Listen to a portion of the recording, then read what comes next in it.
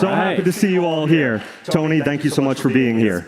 Wow, little warm, but better than the alternative. Natural lighting. Yeah. Got great weather. Yeah, I need the natural lighting to look a little better. You have it down already, so. Well, thank you so much again. The last time you were at a Fortune event, 2018, Brainstorm Tech, you had a more dapper interviewer, I think our great Andrew Nuska, who we all just saw on stage. Your company was valued at $1.4 billion at the time in the private market. I checked your market cap as a public company today, somewhere over 100 billion. So that seems like pretty good return for your investors over time. What do you think? I guess so. Guess so. Can you just quickly discuss for us one or two key decisions or inflection points that help us explain how you got here from there? Okay. Tough one to answer in a short sentence, but look, I mean, it starts with like what the goal of the company is. The goal of the company has always been twofold. We want to grow local economies, and we want to empower them to be digital powerhouses. If you think about the grow piece, I think that's probably what most consumers know us for, which is to bring you lunch or dinner. But obviously with a name like DoorDash, the goal was always to do more than that, and we want to serve every small, medium, and large physical business and turn them into these omni-channel, omni-powerful companies. And so, for us, first and foremost, step one was making sure that we can do a good job on the main thing. The main thing back in 2018 when we spoke on the stage was making sure that we could do well, bring you lunch and dinner. And, that business now is on its way to being a centicorn of its own. But we also, back then laid the foundation for many other businesses. The businesses that we operate in today, there are 4 other ones. We obviously deliver other categories, so we're on track to being the leader in delivering your groceries, your convenience items, your household goods. We're now live in 34 countries outside of the US. Back then, we were largely in the US. Yep. We have a B2B business where we give the tools that we've built for our own marketplace to businesses so they can offer delivery from their own channel, such as the announcement today with Waffle House, where they're announcing delivery for the first time in their 40, 50-year plus history.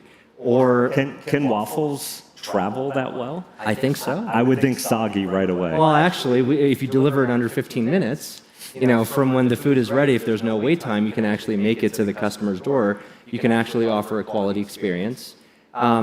Or you can help small businesses, actually, many of whom don't even have, still in 2025, forget AI agents, don't even have a working transactional website or an app. So we also build Storefront, which is to help them offer ordering as a service.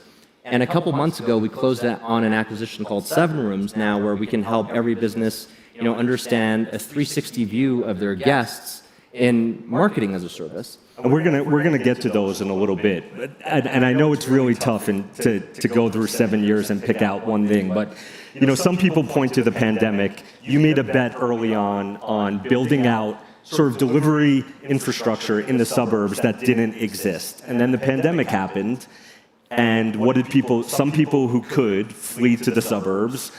And then people who already lived there started delivering much more. And I guess how much weight do you give to sort of that external event explaining where you are today versus all the stuff you've done actively over the years? Well, I think the pandemic obviously was an accelerant on all of the waves that were happening, well before the pandemic, right? If you looked at something like convenience or people, how people spend money on something like food, that trend has always gone in one direction since the 1950s, which is more spend on food outside of the home, whether it's dining inside of a restaurant or getting takeout or delivery. That's been true since the 50s. That's been true for 75 years.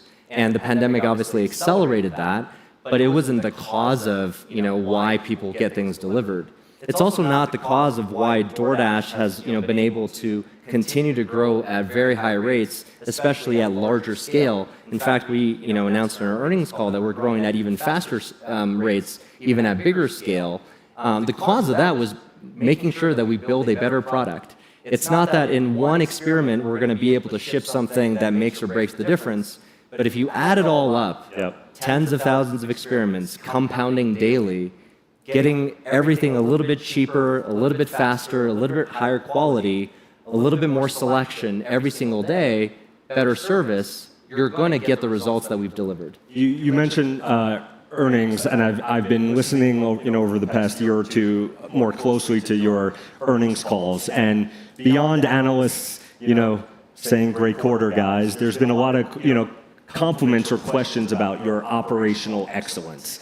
And that sounds maybe to some as unsexy, but I'm curious if you can give an example or two where you think you all, now owning 2/3 of the US delivery market share, have excelled where others maybe haven't. I mean, it starts with a desire to actually want to make things better and to make them better quickly. It sounds easy to say, but one of the biggest challenges in building any product in our space or others is that every new cohort of customers, if they haven't used your product before, it means that the product is not good enough. That's what it means, and it means maybe it wasn't fast enough, or you didn't have the right selection, or it was too expensive, or the service quality isn't high enough. And if you start with that mentality where you realize that the bar always goes up, that means that if you want to stay ahead of the customer, your bar has to always go up even faster. And so at DoorDash, a lot of all we're trying to do is making sure that every day we ship some set of improvements. The more, the better, but it starts with that focus. It means that you can't just study, what your average delivery time is. It means that you have to study what happened on the worst deliveries, on the best deliveries. There's not one thing to do it right, but I would argue building most businesses is not sexy. Building most businesses is about building the core, making it better, and then making sure that you can also build the new, whether that's disrupting your core or building for the future other businesses. It's obviously a technology conference, and over the last few years, you've experimented with more sort of tangible technologies. So drone delivery is one of them. Delivery robots is another. Can you sort of characterize where you are in the evolution of implementing or integrating those into the business, and whether they're still experiments or if we've reached some sort of inflection point on how much they matter to your business? Yeah, well, we've been on a long journey with autonomous, delivery and autonomous technologies in general. We've been working on it since about 2017, and candidly, it's mostly been filled with lots of pain and suffering. But on the flip side, I think you're starting to see. In what way, though? Well, one of the things that is it burning dollars? Is it? No, I mean you don't have to burn dollars to have pain and suffering. But what I mean is a lot of what we're doing is you have to do many things well in order to get something like autonomous delivery or autonomous technology of any form, at scale, at quality, at the cost structure that I think people are expecting, and most importantly, with the guaranteed service promise to customers. And it requires you understanding how hardware components work together. It requires you understanding, obviously, how do you build autonomous software. It requires you understanding how to integrate the two. It requires you understanding how do you build the network and how do you take care of the network, especially if there is a vehicle that needs rescue. Yep. There's a lot of things that you have to get right, and it's very rare that one company are equally good at all of those skills. And I think we have the potential to be one of those companies, but I think we're still very early in building the competence. So imagine learning a new sport, but that sport has 5 levels, that you have to do, 5 different subdomains you have to be great at just to say you can be a rookie in the sport. That's kind of where we're at. But in terms of the promise of the technology, I mean, we've already, whether it's in other parts of the world like Australia or Europe with drone deliveries, or in some parts of the U.S. where we've been given the license, to test other forms of autonomous delivery. We're starting to see that this long-term investment that we made, 8 years ago, is starting to actually get to maybe its first inning of commercial progress. So where if our audience here lives in the U.S. and abroad, where can they experience some sort of delivery experience that is not a human dasher? Well, we don't have it yet, operating, today. A lot of this is really in test forms. But you said in the U.S. specifically? or globally? Well, globally, we have drone deliveries happening in Australia. We're starting to get the permits to be able to do some of this in select cities in the U.S. When we're ready, we'll be super excited to tell the world about it. Okay. Give us a timeline here. Well, let's see how fast the team can deliver. Okay. There's the pressure. Wouldn't want to be them. Let's look forward a little bit. Earlier this year, you announced a couple acquisitions. One of them is closed. Well, there's been three that I'm thinking of, but the two big ones. One of them is closed. That is the 7 Rooms, which we'll get into. The other was Deliveroo, which has not yet closed, but you expect to this year. Is that correct? Yes. And that's about a $4 billion acquisition.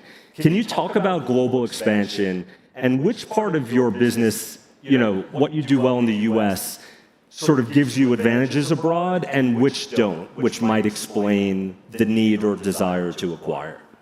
Yeah, so our business is one that's highly local. Our business here in Deer Valley does not apply to, our business in Salt Lake City or Provo, Utah, even though, we're talking about cities that are maybe 30 to 45 minutes apart.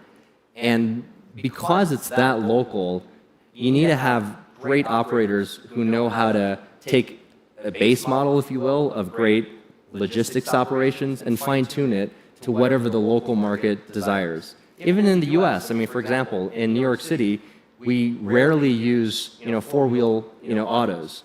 We primarily use non-autos, primarily use two-wheelers, sometimes even pedestrians for delivery. But obviously in parts of Utah, we primarily use the car or exclusively use the car. And so, the first thing is making sure that we have a great operating team. That's what we found when we met Volt in 2021. A team of very shared values, which to me is probably the hardest thing to get right in M&A. M&A is very easy to get right on a sheet of paper. It's very hard to get right in practice. And a lot of people talk about values, and as journalists, I'm naturally skeptical. How do you actually feel and know that in a process when they're trying to perhaps sell themselves? Yeah, well, the first thing is they weren't trying to sell themselves, actually, in their particular case. But what are the metrics or the ways in which you run the business, and how do you describe those things that are important to you? At Volt, customer love is one of their 6 values. We didn't ask them to make that a value before we teamed up with them, right? At Volt, it tends to be a company that lets the actions, the products, and the outcomes speak instead of, great PR or great storytelling. If you look at the performance of the product, it's a product like DoorDash that has much higher retention and frequency than peers. That's the definition of whether or not you have a better product or not. It's very hard to cheat those metrics. It's very easy to cheat other metrics, revenue, growth. Those are easy metrics to kind of, do sleight of hands tricks to. But, when you start looking at the core basis of how they were built, how they got to where they are, it was actually very similar. There are 2 companies who started from very humble beginnings, who had much less capital than their peers, then were able to, win by building better products. And that was the reason why we teamed up. I'm going to try to come to the audience for a question in a couple minutes. So if you have one, please raise your hand when I call on, and start thinking now. That would help a lot. Beyond delivery, you want to also help local businesses in other ways. Yeah. And I believe this acquisition of 7 Rooms, not sure how many people in the room familiar with that company. Any hands? Okay. Can you just give us the brief thesis there and what it says about sort of the profitability of the core delivery business or not? It has nothing to do with the financials of the core business. It goes back to, the dual mission of the company. 1, help you grow your business. That's the job of our marketplace. And 2, help you, do it on your own. That's the job of our B2B business, our commerce platform. And in the case of 7 Rooms, they help, very simply, you manage your tables if you're a restaurant, and builds a 360 view of where your customers are shopping, whether they like to be seated with the utensils on the left or on the right, depending on which is their dominant hand, whether they like sparkling water or flat water. all of these sorts of, those are the kinds of profiles that they're able to create, and they're able to create it whether you come into the dining room or whether actually you get, to-go items as well. And so the thesis is really to help a business be a better business, help restaurants, starting with restaurants, help them be better operators. As you know, as I saw firsthand in my mom's kitchen, restaurant margins are tight. The average small business, the average restaurant, has 17 days of cash on hand. Wow. So in order to make that math work on a daily basis and deliver the great experiences that we all enjoy from the restaurants, you have to be a great business owner. In order to be a great business owner, few points matter when your margins are 5 to 15%. And 7 Rooms will be able to help drive those margins up for those merchants. Talked about merchants, and obviously consumers are not the only sort of part of your marketplace. You have merchants, you have dashers. Yeah. It's no secret to you that sometimes you have a vocal, maybe you'll call it a vocal minority of merchants who do business with you not necessarily because they love to, but because they feel like they have to compete or otherwise. And no founder builds a business hoping that some percentage of merchants are not happy or not pleased. I'm curious how you would grade sort of your relationship with merchants today, and where specifically there's still room for improvement. Well, I think it's been really positive. If you just look at some of the statistics that merchants tell us, this probably first really started during the pandemic, where we were effectively the only way in some of these businesses could get business. But from there, to your points, a lot of them came on to delivery and saw that as a bigger part of their business. And the thing we always make sure is true is that that they are actually not seeing more sales; they're also seeing more take-home pay, and that they also better understand who their customers are. And when you look at that, metric, whether it's their satisfaction, their retention on the platform, how many of them have left, those numbers continue to climb and go up. Even something as recently as, we launched an AI agent to help merchants better buy advertisements and promotions. Our ads business, got to $1 billion in under 3 years, now helps these businesses spend 20% less to get 15% more sales. That's how you get, more merchant sentiment. So you give yourself an A+. No, I don't give ourselves an A+ on any metric at DoorDash. I'm a fairly harsh grader. But because when you look at, the areas of opportunity, there's a lot more we have to do until every business can be a lot more profitable and actually, achieve their goals. And that's why I think local commerce is so big. It's almost like our mission is as big as how do you sustain and retain and improve cities. Ultimately, what's the goal of growing and empowering local economies? It's to grow the GDP of cities. I think that if GDP of cities can grow, everyone's going to benefit. Do we have any questions? We got one back here. Please state your name and your company or whoever employs you. Yeah, no, great discussion, Tony. Thank you so much for the insights. Anand Iyer, Chief AI Officer of WellDoc. We're a digital health company focusing on what the FDA calls software as a medical device, so apps that treat, if you would, chronic conditions. My question is, as you go from 1 billion to 100 billion, you said there's focus on the core, okay? At the same time, there's a number of derivative markets where food is so important. So I think about the management of these chronic conditions like diabetes and hypertension, et cetera. Yeah. We were part of 60 companies invited by CMS to the White House to actually talk about how do you make America healthy again. Yeah. And how do you, when you start to think about the root cause of some of these, it's healthy eating. So where in that pendulum spectrum, how do you assign value to your core growth versus emergent market growth? I'm just curious what the cocktail mix is. Yeah, well, whenever you're going on a journey, I think as fast as DoorDash's trajectory, you're always doing two things. You're always building the core, and you're always building the new. And, one earns you the privilege of doing the other. It's just that, because time is a zero-sum game, you kind of have to do both at the same time. And so, for us, we always believe that there's, possibilities to improve our core business. I think even though our, restaurant delivery business is on its way to being a centicorn on its own, it still addresses, a single-digit percentage of the U.S. restaurant industry sales. So I think we have a lot more runway there in delivery and in other ways in which we can get customers and businesses connected. In building the new, you earn that right to solve those problems. Right? That's actually what we launched some of these businesses because we heard from either merchants in other geographies, merchants in other categories, to ask us to go and solve some of their problems for them, much the same way that we did in restaurants. You have to do both of these things at the same time. I have one more quick one. You deliver as we discussed, non-food items as well, right? Yeah. And do you have advantages over an Amazon or Walmart where you're going at them in core product categories, or are you looking at greenfield where maybe these mass players or others like them aren't sort of dominant or really, owning significant market share? Yeah.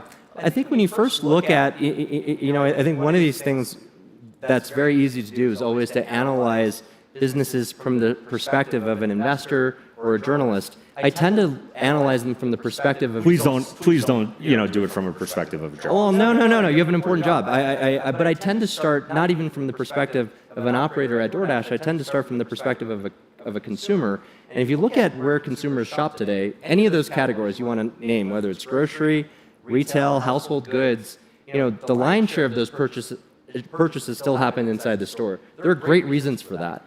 And it seems to suggest that the consumer preferences that product today. Now we're growing. There's several of us that are trying to grow this ability where you can get it in other forms, get that inventory in other forms. And DoorDash's belief here is really twofold. Getting to your question directly, one is we want to live in a world where every merchant can be successful. That's how you make a city successful. If a city only has one or two merchants who own the lion's share of anything, whether it's a public service or of retail inventory, I think that is a challenging world to live in for a variety of reasons. The second perspective we have is that we are building fundamentally a very different logistics operation. We are building ultimately things that bring everything inside your city to you. That has the advantage of proximity, which has the advantage of lower costs and faster delivery. Now, there are several challenges you have to solve in order to be able to do that. But if we can be the first network to do that, I think that's going to be a tremendous service for everybody. Well, we'll have a lot to talk about next time you're here, hopefully in less than 7 years. Thank you very much, Tony. Thank you.